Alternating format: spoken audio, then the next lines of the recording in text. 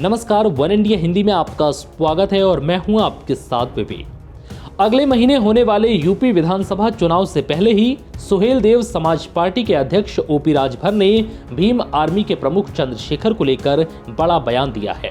चंद्रशेखर के सपा संग गठबंधन पर विराम लगने के बाद राजभर के इस बयान ने एक बार फिर सियासी हलचल बढ़ा दी है। दरअसल आज तक से बातचीत में ओपी राजभर ने कहा है कि वो चंद्रशेखर को कहीं नहीं जाने देंगे।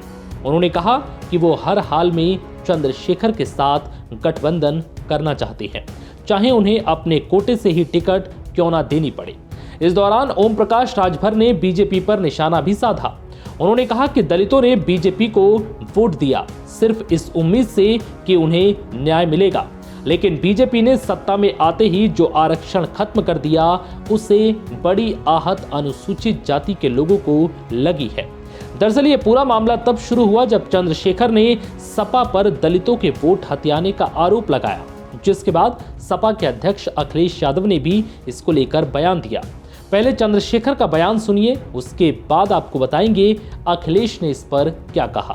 बीजेपी ने जो 69,000 शिक्षक भर्ती घोटाले के इन सबको रोकने के लिए हमने एक कदम बढ़ाया, सकारात्मक रही सब चीजें, लेकिन अंत समय में मुझे लगा कि अखिलेश जी को दलितों की जरूरत नहीं है।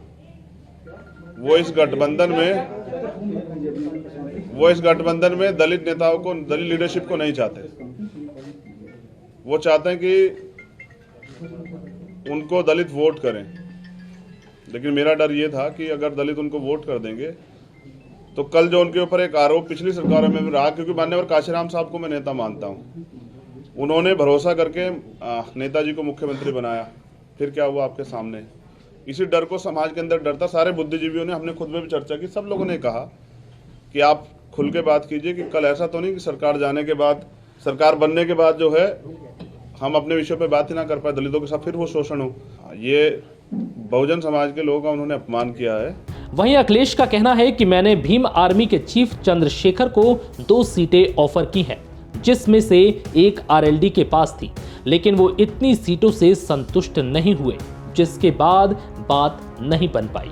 जो चंद्रशेखर जी से बात हुई उस समय उन्होंने सीटें मांगी थी। मैंने कहा कि मैं 2 सीटें दे पाऊंगा। एक सीट क्योंकि आरएलडी के पास थी, मैंने उसी समय आरएलडी के नेताओं से बात कराई। उन्होंने मेरी बात को स्वीकार किया और उन्होंने रामपुर मनिहारन छोड़ दी।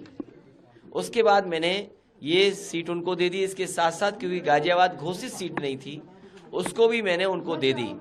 लेकिन उनके संगठन के बीच जो बातचीत हुई, उसके बाद उन्होंने कहा कि मैं चुनाव नहीं लड़ सकता, संगठन मुझसे नाराज है, इतनी सीटों में संगठन संतुष्ट नहीं है। ये बात होकर के वो वापस चले गए। मैंने कहा ठीक है, हम पर इतनी ही सीटें हैं जो मैं दे सकता हूं और इसके पास हमारे पास सीटें नहीं हैं। वहीं ओपी राजभर ने मायावती को लेकर कहा है कि उन्हें चुनाव के नतीजे आने पर सब पता लग जाएगा। ओम प्रकाश राजभर ने दावा किया है कि अभी कुछ कैबिनेट स्तर के मंत्री भी इस्तीफा देने वाले हैं। फिलहाल इस वीडियो में इतना ही। नमस्कार।